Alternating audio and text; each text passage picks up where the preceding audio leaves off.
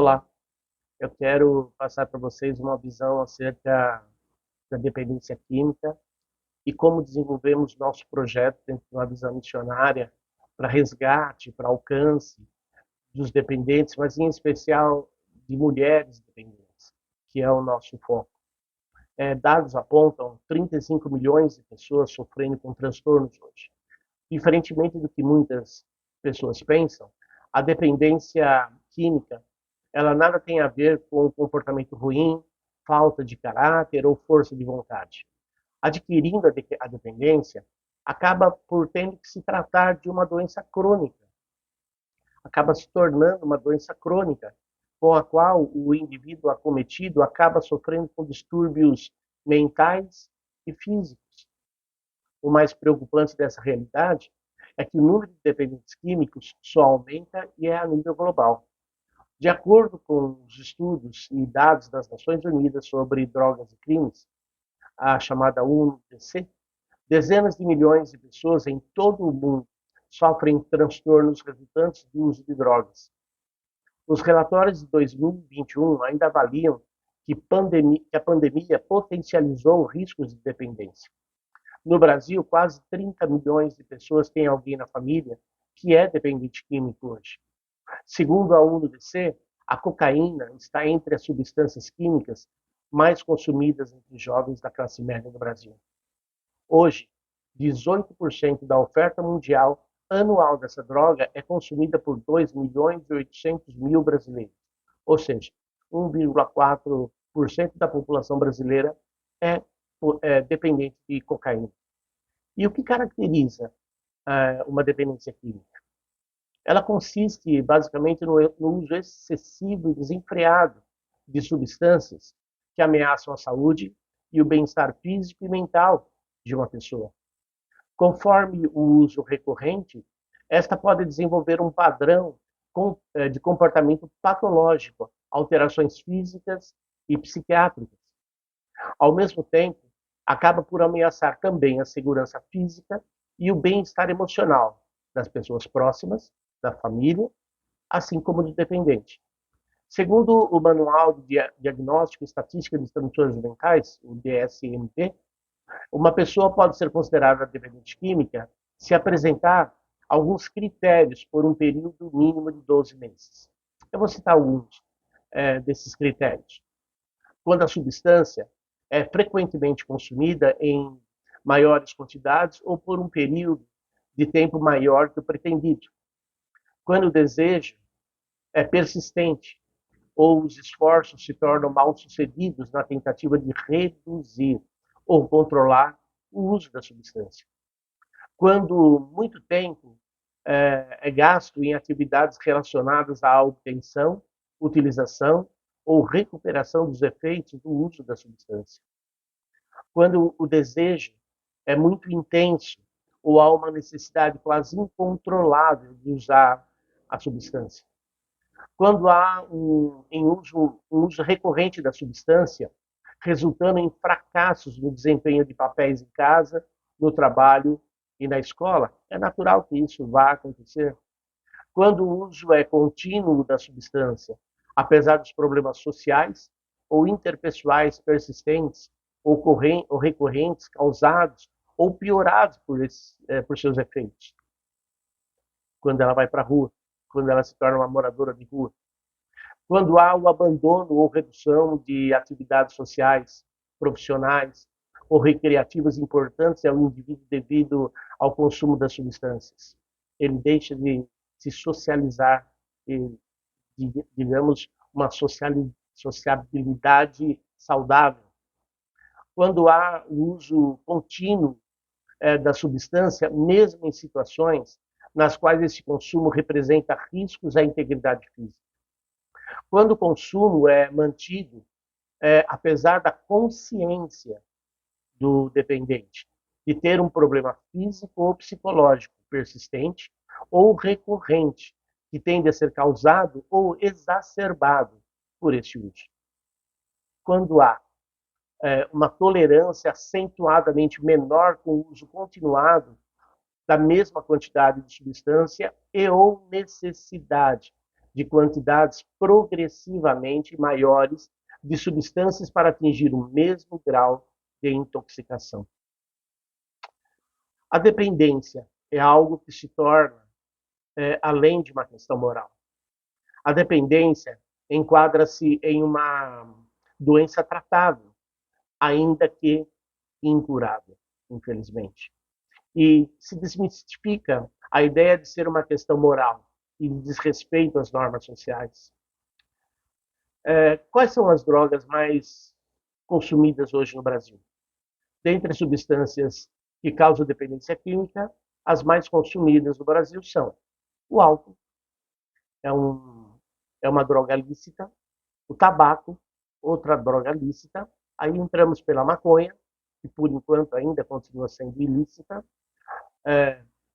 estão lutando muito para que ela se torne lícita também, a cocaína e os seus derivados. E o derivado da cocaína, que nós conhecemos como o pior, que causa uma influência muito ruim, talvez uma das piores influências no corpo humano, é o crack. O uso permanente de todas elas pode desencadear várias alterações biopsicossociais, como também pode levar o usuário à morte. Apesar de aparentemente inofensivo, o álcool, por exemplo, pode ser responsável por significativas morbidades físicas. O usuário pode sofrer desnutrição severa, insuficiência pancreática e hepática, desenvolvimento de gota, osteoporose, hipertensão arterial e outras complicações fisiológicas, além de alterações psiquiátricas graves, como intoxicação alcoólica, síndrome de abstinência do álcool, alucinose alcoólica, depressão e ainda podendo ampliar o risco de suicídio do indivíduo. Tratamentos têm como ponto-chave o reconhecimento do próprio dependente químico, de que ele tem uma doença e que precisa ser tratada e controlada diariamente, para que haja alguma satisfação em viver. Nós tratamos disso quase que diariamente. A falta de satisfação de viver, a vontade de exterminar com a própria vida. No SER, que é o Centro Evangélico da Restauração, que é a instituição a qual nós estabelecemos aqui na cidade de Maringá. Ela é uma instituição de confissão cristã, de caráter interdenominacional, devidamente registrada nos órgãos competentes. Temos hoje na gestão o pastor Nivaldo Góes, na direção executiva sou eu mesmo, pastor Eduardo, e na monitoria a missionária Carla. E uma equipe de colaboradores, desenvolvendo discipulado, treinamentos, capacitação e mobilização de mulheres para que saiam da situação de risco com a dependência química e alcoólica. Entendemos que o SER é uma resposta ao retrato que se expõe, inclusive na realidade dos moradores em situação de rua, indivíduos invisíveis aos olhos da sociedade. Perderam sua cidadania e, na medida em que nada têm, a principal falta é a dignidade, onde hoje, numa estatística média em nosso município, cerca de 450 pessoas estão à mercê da rua, necessitando de um amparo, cuidado, discipulado, num movimento que as inclua integralmente. Nossa metodologia é congregar pessoas em situação de exclusão nos centros urbanos, não somente baseado em assistencialismo, mas através do sonho das pessoas, amigos, parceiros que acreditam no resgate, na restauração, na reintegração da mulher à sociedade, através do cuidado integral. Tal público-alvo, após triagem específica, são inseridas como membros do SER, e para que, em tempo oportuno, se reintegre de maneira emocional, físico e espiritual, bem como, dentro das possibilidades, uma devida capacitação profissional para a inserção do mercado de trabalho, retorno à família e à sociedade. Uma transformação através do cuidado integral para a mulher, inclusive para a sua família. Somos uma entidade cristã com princípios do Evangelho de Cristo e sem fins lucrativos. Não somos uma clínica. Utilizamos para atendimento médico o serviço público, UPA, UBS, hospital psiquiátrico e por aí vai. Oferecemos acolhimento integral, alimentação, laborterapia, atividades diversas, discipulado, cursos, um deles o Passos para a Libertação, também cursos de artesanato, um atendimento psicológico semanal, grupos de apoio e cultos evangélicos. Temos uma avaliação daquilo que pode ser feito.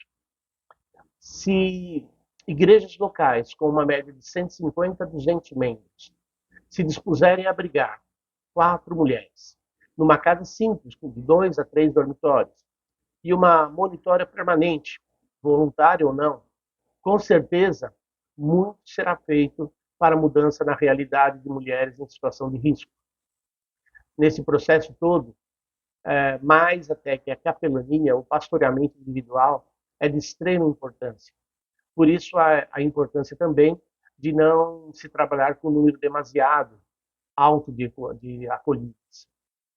Nós temos um sonho em ter o SER também como uma base missionária para treinamento e envio de vocacionadas, em especial para esta área.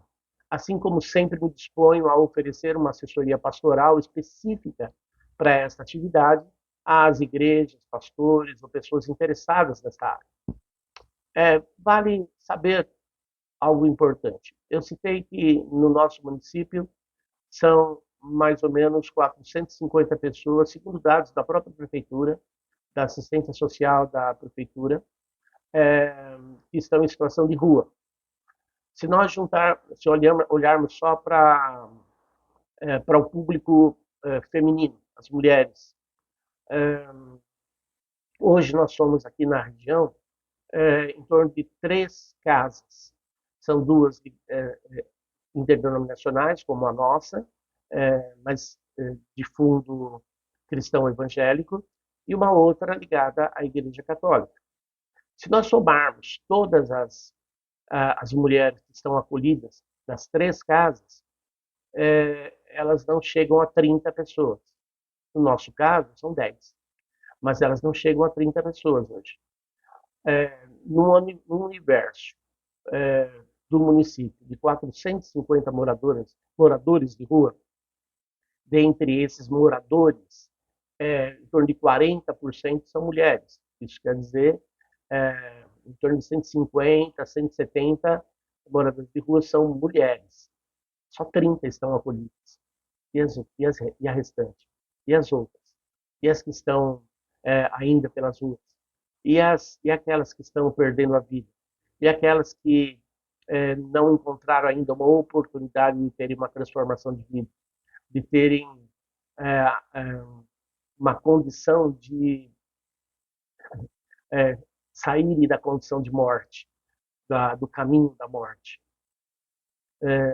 Por isso nós temos esse sonho de que, e me dispõe, e nós dispomos inclusive sem custo, para igrejas, para missionários, para pastores que têm o interesse de trabalhar nessa área e que se trabalharem com o mínimo, uma igreja com 150, 200 membros, eu acredito que ela consiga fazer a locação de uma casa de 2 ou 3 dormitórios, ela consiga manter uma monitora de forma voluntária, através de ofertas, e um cuidado pastoral do próprio corpo pastoral da igreja, líderes da igreja que possam estar acompanhando 3, 4 mulheres. Eu estou falando de mulheres que é o nosso perfil, mas existe a necessidade dos homens. E apesar de termos aqui na nossa região, no Brasil, o número de casas para homens é muito maior. Aqui na região, enquanto nós temos 3 femininas, nós temos perto de 18 masculinas. Mesmo assim, dessas 18 masculinas, devo estar internado hoje em termos de 200 homens, 200 e poucos homens, pelos últimos números que eu ouvi falar. Isso quer dizer o seguinte, que ainda existem cento e tantos homens nas ruas. Aliás, se nós levarmos em consideração o número da prefeitura, 450, veja o número alto de homens que ainda estão nas ruas. Então, a necessidade também de casas que abriguem homens. Enfim, essa é a nossa atividade. Nós começamos essa atividade por conta da demanda, da necessidade, da realidade triste, catastrófica aqui da nossa região, mas ela se expande pelo Brasil todo e não é um problema nacional, mas ele é um problema global. Mas se tratando de Brasil, se tratando de regiões, você pode olhar para a sua região, e eu não sei quais são as regiões com quem estou falando, mas você pode olhar para a sua região e pode ter certeza, aí existe necessidade desse tipo de atendimento. Então, que a graça, o amor, a misericórdia do Senhor esteja sendo derramado sobre a vida de cada um de vocês, e despertando cada vez mais para as necessidades, necessidades essas que o Senhor tem nos mostrado, em nome de Jesus. Amém.